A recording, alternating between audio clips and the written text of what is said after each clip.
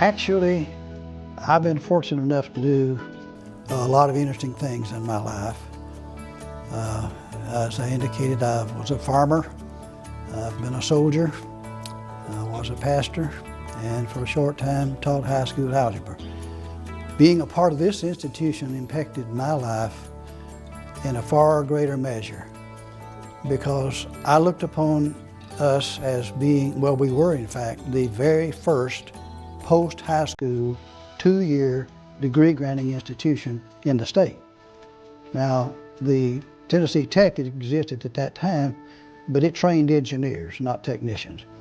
And we were in the business to train technicians.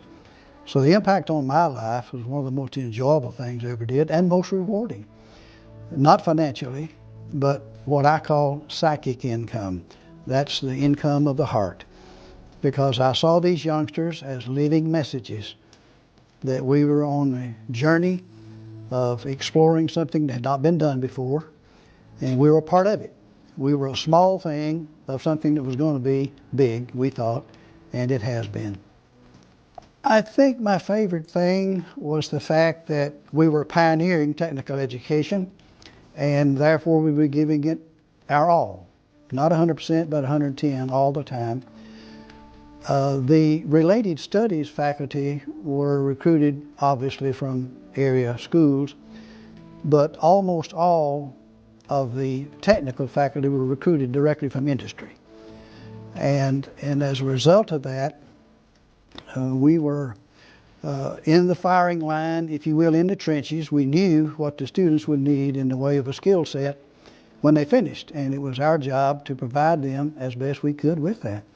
So we did that to the best of our ability, and you make mid-course corrections, but we enjoyed what we did, and it became part of our lives. I didn't look upon it as a job. I looked upon it as an opportunity. So it impacted me in a very large measure because I was contributing to lives that were going ahead of me and live long after I'm gone. And as I said, the technical faculty especially, came from industry. And as a result of that, I taught with all of my heart, and I gave hard tests. I taught computer science and business data processing. Mr. Whitehead told me that the original plans were to build the institution down on Moccasin Bend state-owned property. And although the first building was a single-story structure, the soil test at the site they were going to build it, they were going to build a foundation strong enough for a first floor and cap it off with enough strength to later add a second floor. And the soil tests were not favorable for that, so they began to look for other properties. And Mr. J. Frank Harrison came into the picture, and also Tommy Lupton, the Coca-Cola area, was behind the scenes. And I knew Mr. Harrison and Tommy Lupton very well because they were on the board of directors of Changed Lives, Young Hayden's ministry, and I was the first volunteer for that ministry. And so when they decided to build it out here, the world actually ended out here at the railroad overpass. This was a 2-lane road, Amnicola Highway, from Quaker Oats out here to the railroad overpass was a 2-lane road, and it did not go, it ended at the railroad overpass. And I was heartbroken, really, because I'd been accustomed to being downtown in the older structures, and I lived in East Brainerd, so I had to go through East Chattanooga, cross the railroad tracks to Quaker Oats, and find my way out this 2-lane highway. And I wasn't very pleased with it at the time. But at that time, the road did not go through to 153, and it also was a 2-lane road, and crossed Lee Highway, and the 4-way intersection was 4-way stop. This was a while back. And we hadn't been here long until they drilled a hole in that bank out there and extended the highway over to 153.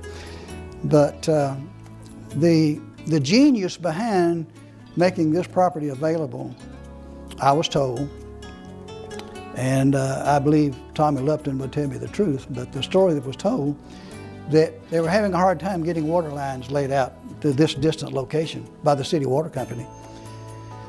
But when this property was owned by the state, they readily put water lines out here for this property. Well, hello, that made all the other properties worth a lot more than they had been, minus the real estate that the state was now in possession of. So it was a win-win for everybody. And I thought that was kind of a novel thing. And Tommy Lupton is now with the Lord, and so is Mr. Harrison. But I knew them both well, and they had their heart in the right place. And well, I'd like to say that I am honored to be a part of this collection of memories from the former students and graduates and the early faculty. I will say again and emphasize, being a part of this was one of the greatest honors of my life, although I've been privileged to do some things across the length and breadth of this nation. But the greatest honor of my lifetime was being a part of this faculty and the founding of this institution, and to see it grow from what it was in early beginnings and meager fare to what it is now. And the students that will give their reflections and memories, I think, will dovetail into what I'm saying. They too, I think, will say that they're honored to have been a part of it. And I'm especially honored to have been a member of the founding faculty and treasure it as one of the fondest things of my lifetime.